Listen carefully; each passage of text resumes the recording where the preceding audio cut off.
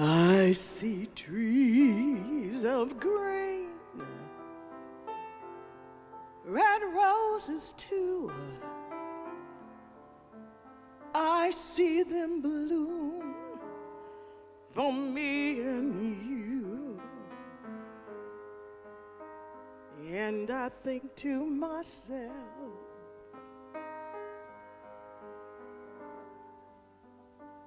what a wonderful world.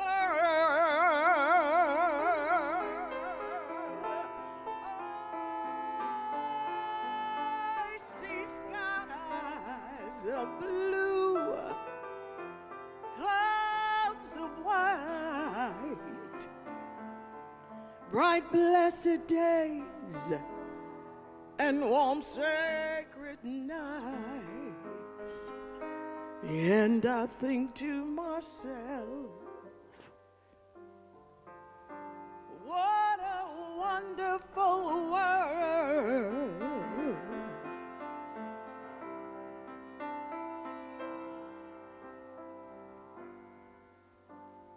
Rainbow, so pretty in the sky, are also on the faces of people passing by.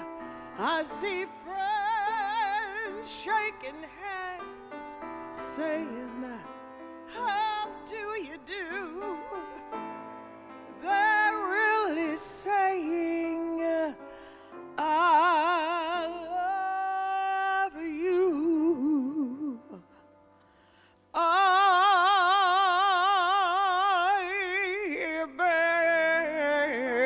Babies cry,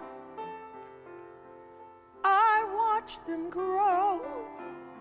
They'll learn much more than I'll ever know. And I think to myself, what a wonderful world.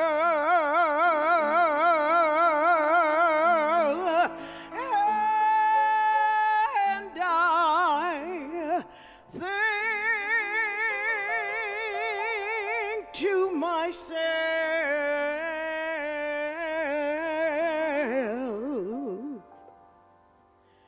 what a wonderful world.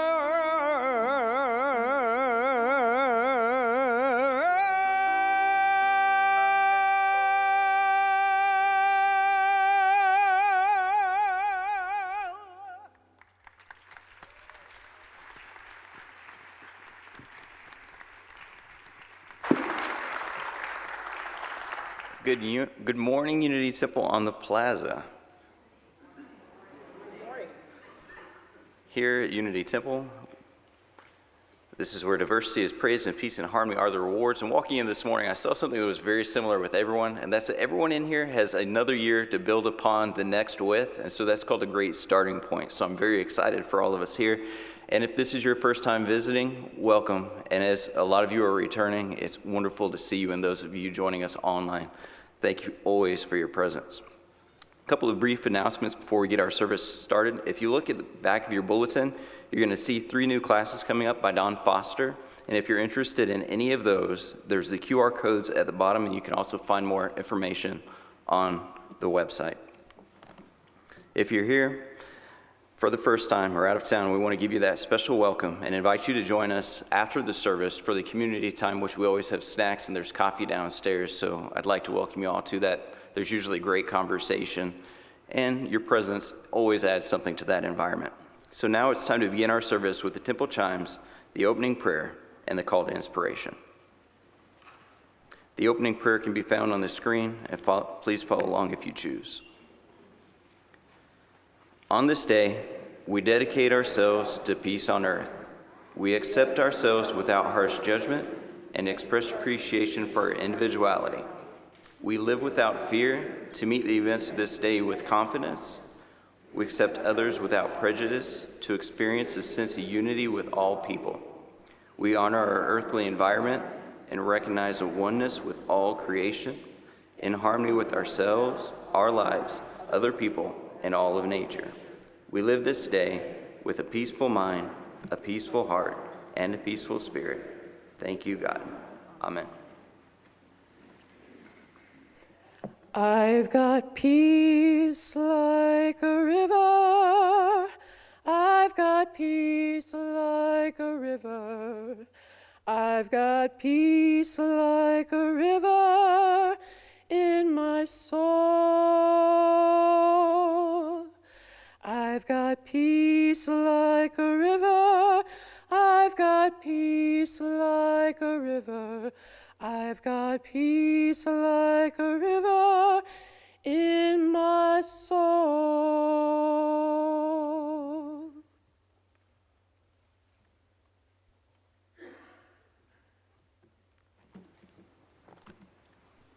So right now we'll move into that time of the service where we take our love and our offerings into our hands and recite this with me. I am blessed by Unity Temple. I am a blessing to Unity Temple, and I affirm divine love through me blesses and multiplies all that I give and all that I receive. And so it is.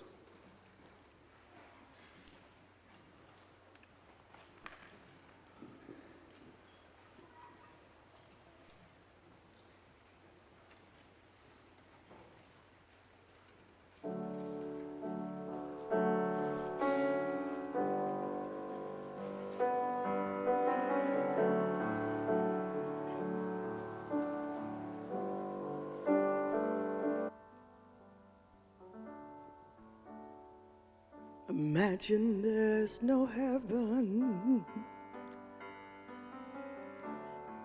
It's easy if you try.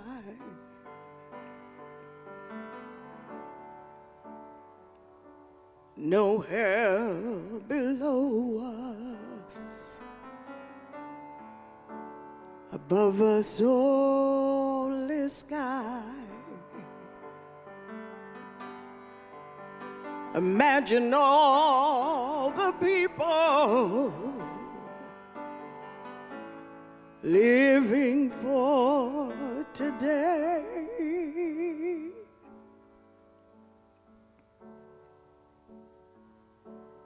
Imagine there's no country.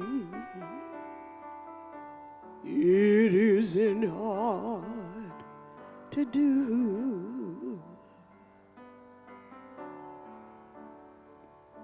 Nothing to kill or die for, and no religion too.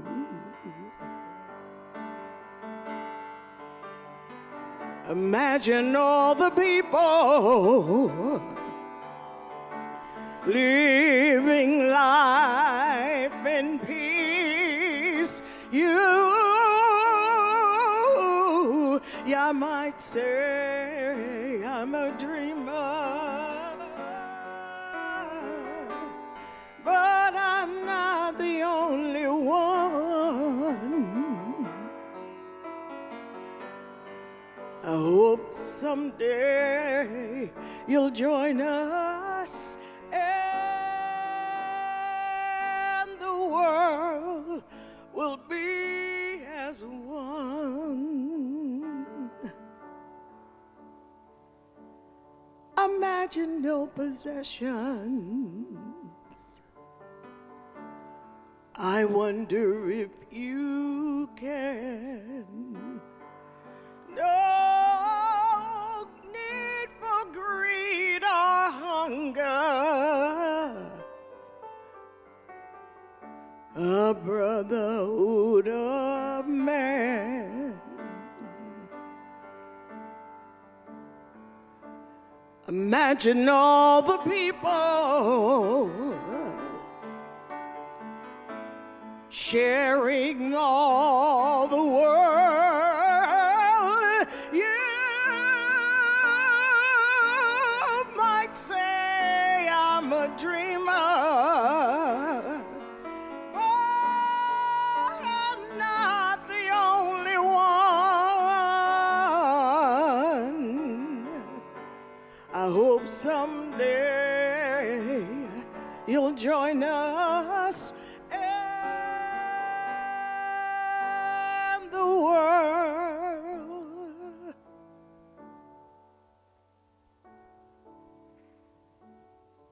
will live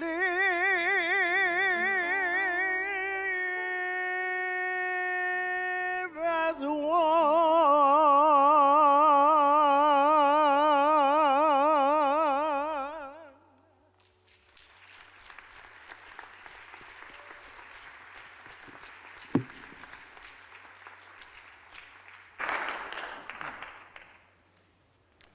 Thank you, Millie Edwards. Hello, everybody.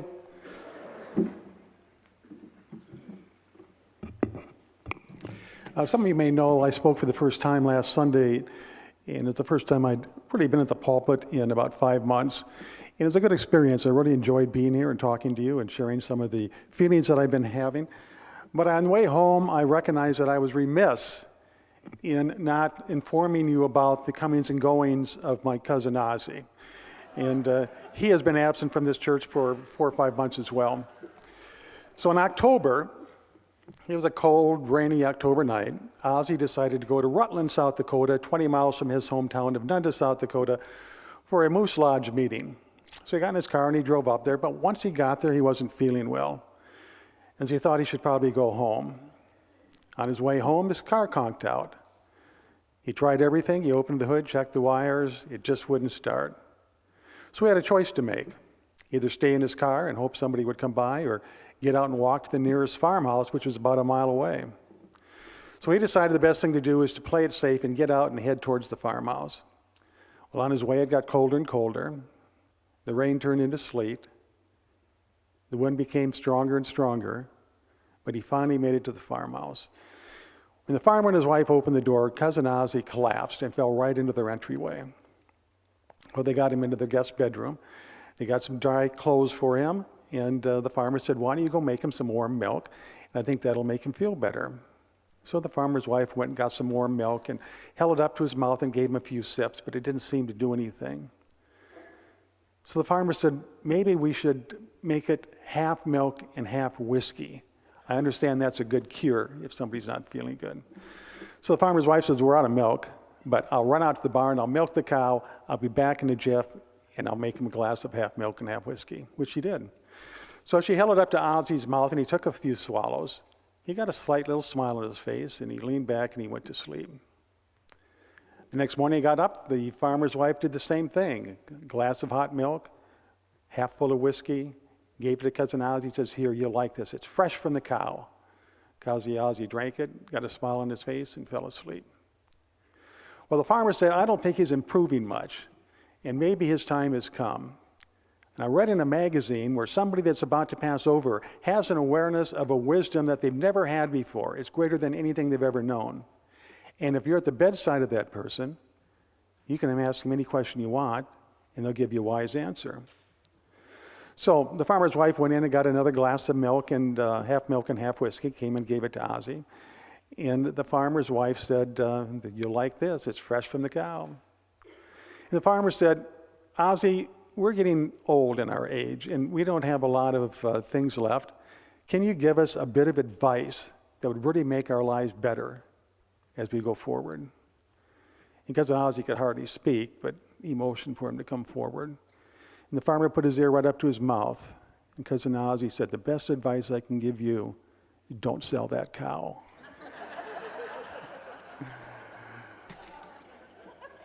Good old cousin. If he didn't exist, we'd have to make him up, wouldn't we?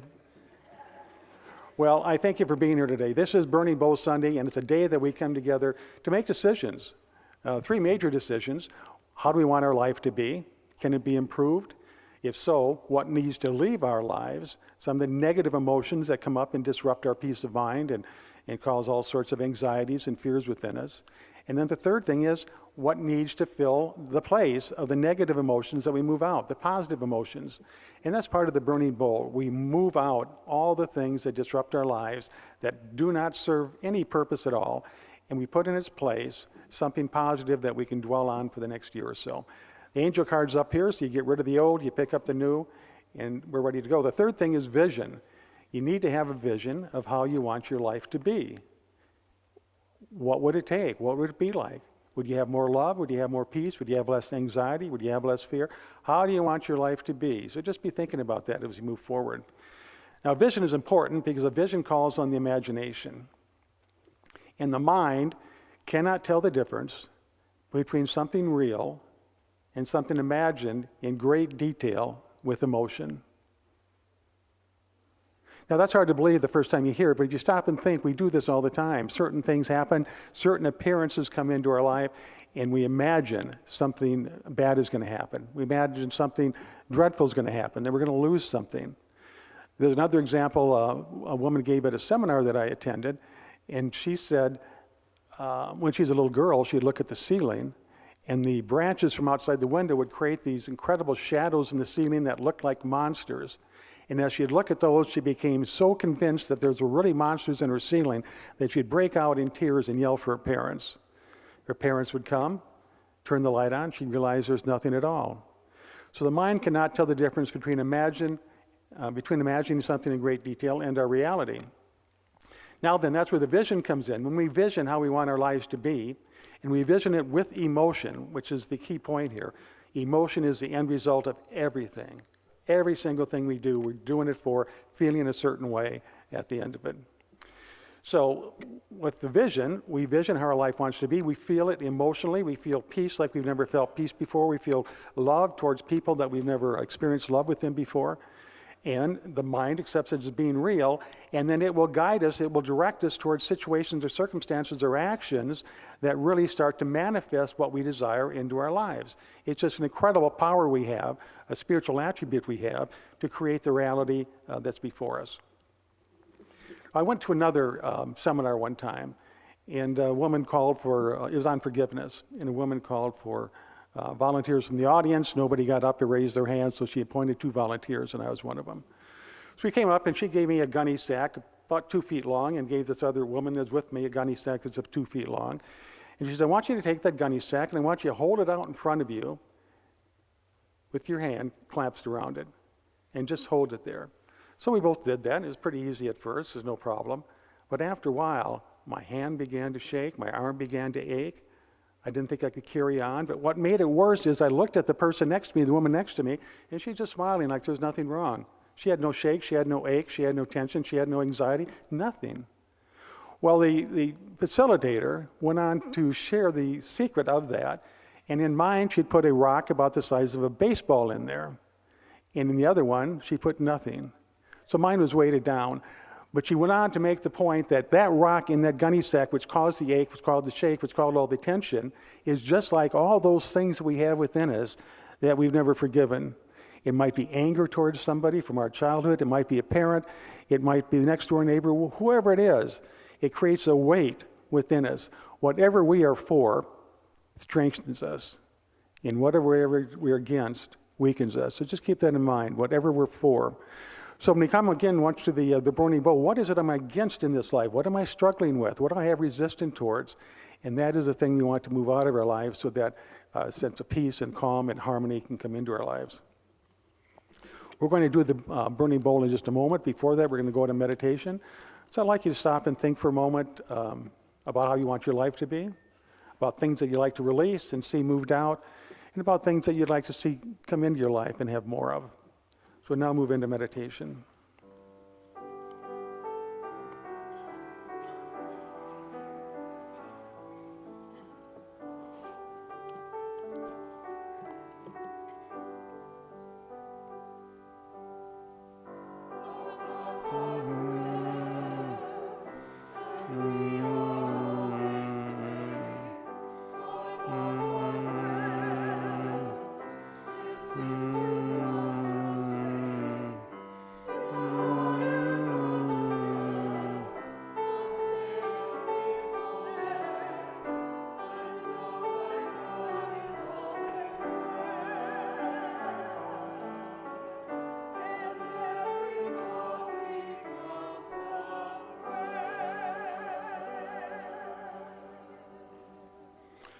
Take a moment to make yourself comfortable in your seat.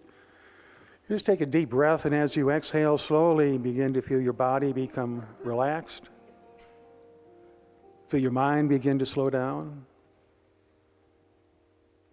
And as your mind slows down, your heart begins to slow down, you become more and more relaxed, going deeper and deeper into that state within you that's pure peace. Once again, take another deep breath in and slowly exhale and feel yourself going deeper and deeper. And as I speak these words, please make them your own. As this month of the new year unfolds, I am filled with hope, promise, and the feeling that anything is possible for me. New beginnings are available. And I mark this month by putting the past behind me with gratitude for the past year. I'm ready to take its lessons into this year. And because of my growth and understanding, I am wiser, I am more patient, I am open, and I am more loving. In this moment, I'm awake and present to the wisdom of life, to the spirit of life, and to who I am as a divine being. I move to increase the love for myself, the love for others, the love for people I don't even know, and treat all people with kindness. Through these words and deeds, I'll be doing my part to create the life I desire. And with that, we now move into the silence. And we just sit and contemplate, speculate, wonder within our minds, what can we create? What will be the best for me, the best for those around me, and the best for the people in this community that I have interactions with. In the silence.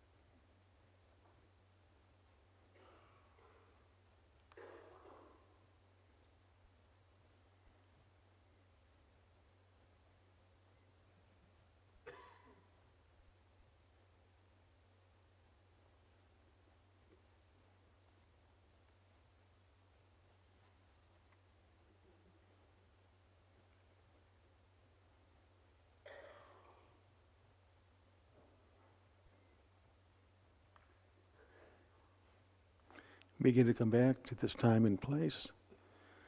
Coming back to meditation with a certain sense of optimism, a certain sense of confidence, a certain sense of understanding that we do create our reality. We have that power. We have the power to choose, which is the greatest power we have. We can choose to dwell on the negative. We can choose to focus on the positive. We can choose to argue and be in conflict. We can choose peace. We can choose to be unkind, or we can choose to love. The choices are ours.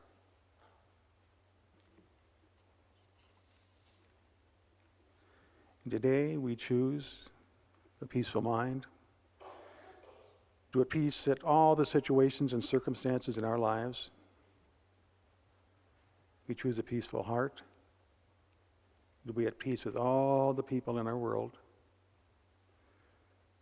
We choose to be a peaceful spirit, to be at peace with who we are in the life we are living. And so it is.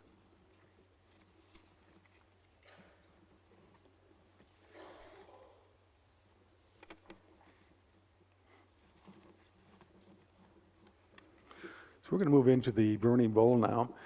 And if you received a piece of paper when you came in, it's very simple. You just write down, it can be as little as one word. Some people like to write a chapter in a book, but one word will do. Your mind knows what you mean. And come forward, you place it in the fire, and watch the fire extinguish it and burn it up, turn it to ash. And we know that our mind has that same power to relieve ourselves of all the negativity that we have going on in our lives.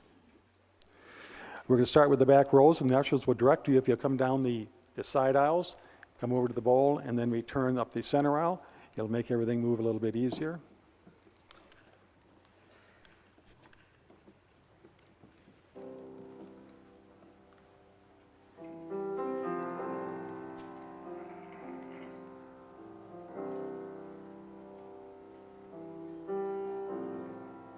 Spend all your time waiting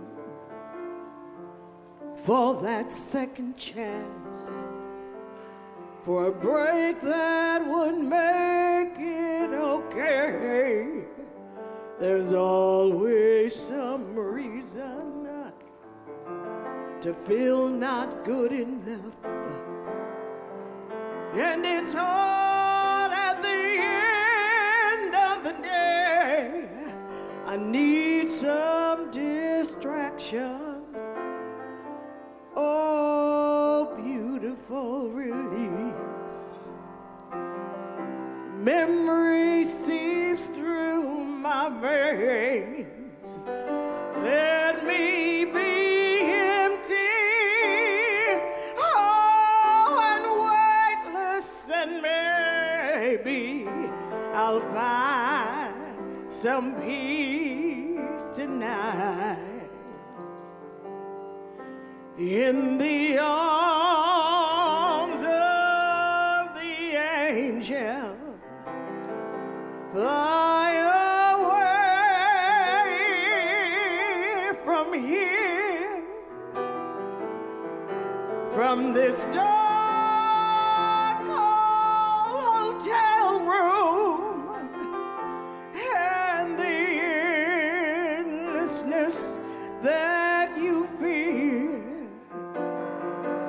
You are pulled from the wreckage of your silent reverie. You're in the arms of the angel.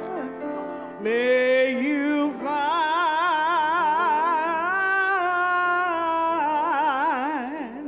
some comfort here.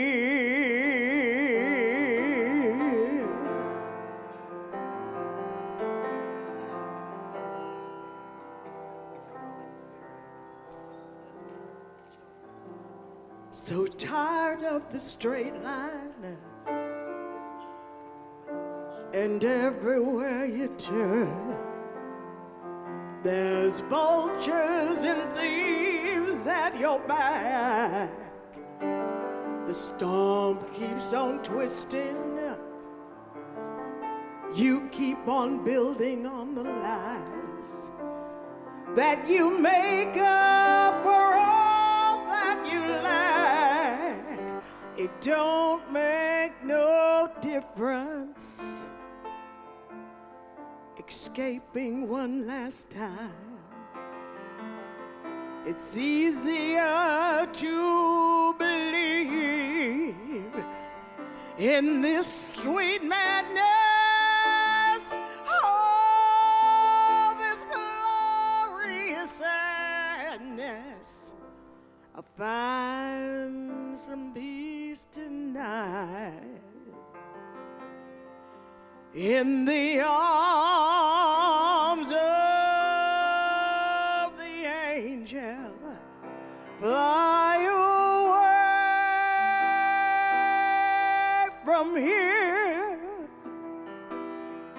from this dark, cold hotel room, and the endlessness that you fear.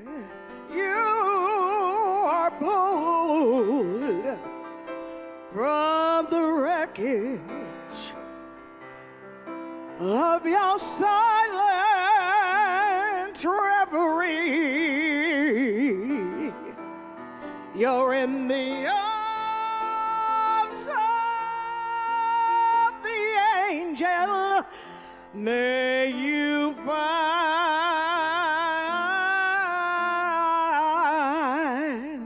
some comfort here.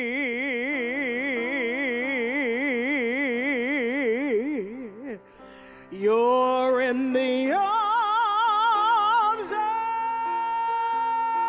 the angel. May you find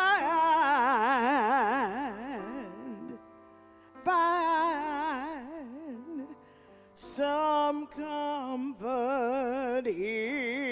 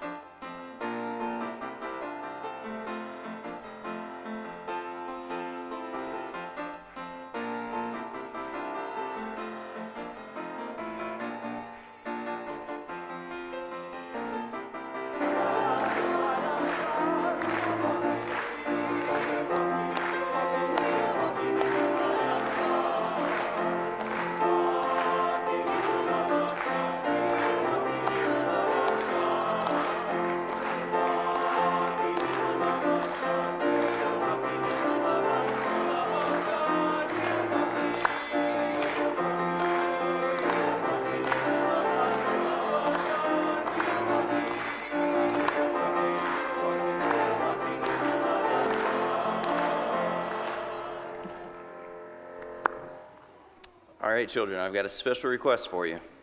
Can you tell me something that you're grateful for this next year, or something that you're not taking into next year? Can you guys come over and tell us one thing?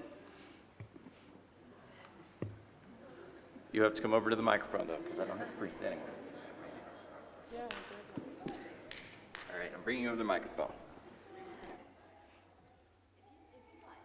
If you'd like to. Brand new games. That's pretty amazing and optimistic. Do you girls want to say anything?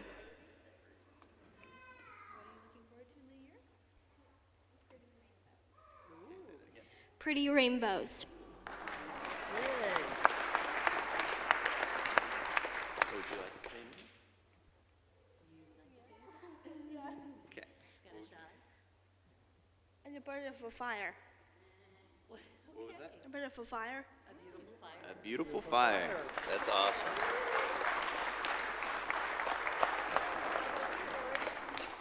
I'm looking forward to an amazing year of growth and expansion with all of you as we come to new understandings and we release the things that no longer serve us and remember that we're already whole.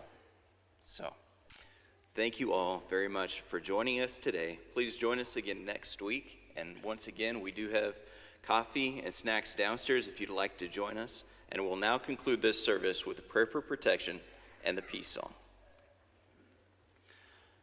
The light of God surrounds us, the love of God enfolds us, the power of God protects us, and the presence of God watches over us. Wherever we are, God is, and all is well.